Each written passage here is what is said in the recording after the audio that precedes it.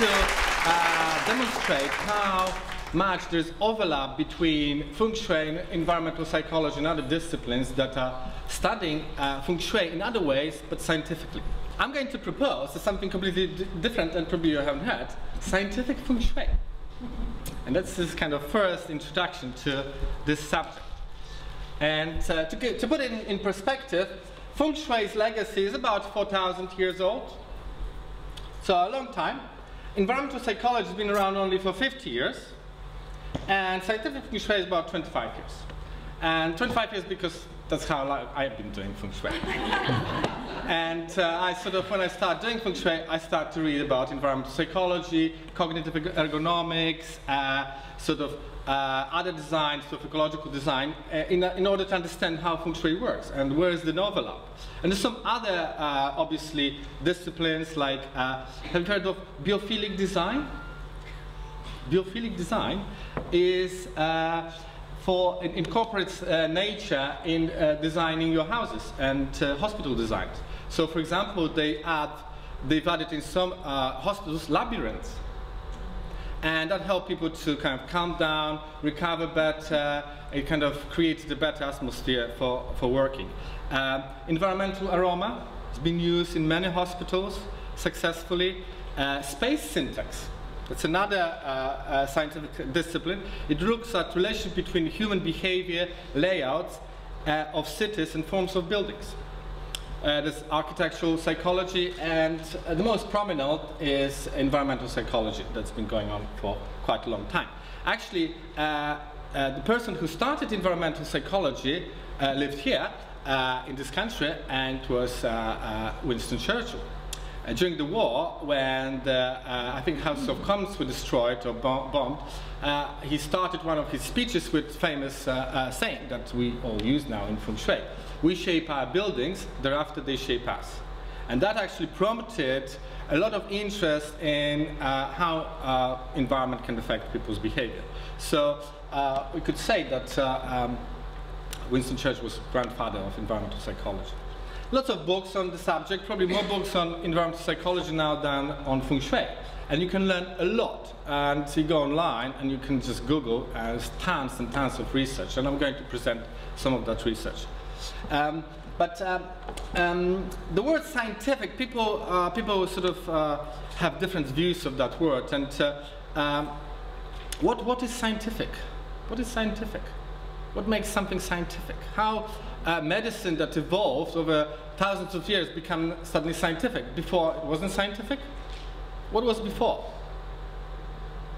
When you look at people with illnesses, obviously, and then there were some anecdotes about those, and then gradually over the time, anecdotes become case studies.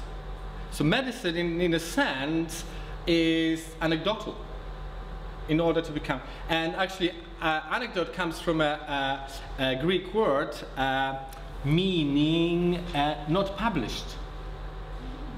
So it's evidence that hasn't been published. So obviously, collectively, Feng Shui has a lot of anecdotes. There's so much knowledge involved with Feng Shui. And I think with Feng Shui Society, we're striving to really put that together and really put forward the concept of Feng Shui as a very valid discipline. Although in some circles it looks kind of magical, but now I will try to demonstrate how scientifically is Feng Shui.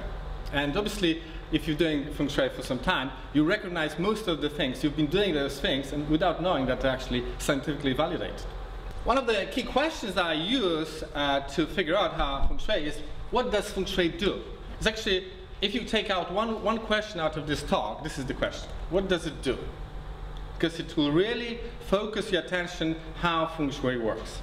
So I kind of split Feng Shui for all kinds of reasons. I'm not going to go into that, but into traditional Feng Shui and modern Feng Shui. So traditional Feng Shui is really, my definition of traditional is physical affirmation. And the purpose of that, the function of traditional Feng Shui is to make places safe, give hope, give energy. One of the key concepts, and Simon demonstrated nicely, is energy, qi, that we all experience. it gives direction, but most of all, makes thought physical. So this building was constructed twice. First in somebody's mind, and then physically. So the manifestation is actually the second step in manifesting. And Feng Shui is such a physical activity. It's not obviously it's mental and spiritual and all the other realms are there, but we do something physical within the realms of physical environment. Modern Feng Shui, kind of move it forward a bit, it's about self-actualization, transcendence. And I'm sure people who've been doing Feng Shui can relate to this. At some point, you transcend Feng Shui. You can live in any environment. Isn't that beautiful? You can go beyond. Obviously, we like nice environments, so we strive to create the best environments we can. But really, you can go beyond the physical environment. And there's some actual scientific evidence that that's what's happening collectively as species. So, what does it do? Enlightens. Helps people to be more enlightened. Actually, brings more light into homes as well. Opens consciousness. It shifts paradigms. Helps to grow, connects, and neuro-feedback. It's the environment now. We've got a lot of neuro-feedback with global issues and environmental issues. We get a lot of feedback for behaviors that we're not aware of, and optimizes environments. But the key thing is really help us to grow and become enlightened. And to put it in perspective, you probably have seen this. Classic Maslow's hierarchy of needs. So we start with physical needs. It's a triangle. So the basic needs are much bigger than the top of the pyramid. So physiological needs, safety, security, food, etc. Social needs, and then esteem. And then he goes into self-actualization and self-transcendence. In other words, enlightenment. So I think Feng Shui can help, and I'll demonstrate how certain elements of your home can help you to become enlightened very easily. Homes are so important to us. Moving homes is one of the most stressful events in our life, almost on the same level as death. Seriously, that's what the research suggests. So, for a lot of people. For some, it might not be such a big deal. But we put a lot of sort of emotional energy. Why is that? Where does it come from? What is your first home? The womb. See? We all came, whether it's a woman or man, we all came from for a female, for a woman. Yeah? And who then creates a nest in your home? Women. So, and looking at the audience, what's the percentage of women and men? It's like 99% women. Because it's important to you. It's your biology, it's deep inside you. You can't help it. It's what you do best. Yeah? Create nests, create life. So again, those two questions, what does it do? So you go to a place, and it says, so you see something and ask yourself, what does it do? First question, then, what does it feel? What does it make you, how does it make you feel? How does it feel? And I'll give you a lot of information. Just doing that, just using those two questions, you can do Feng Shui. Seriously.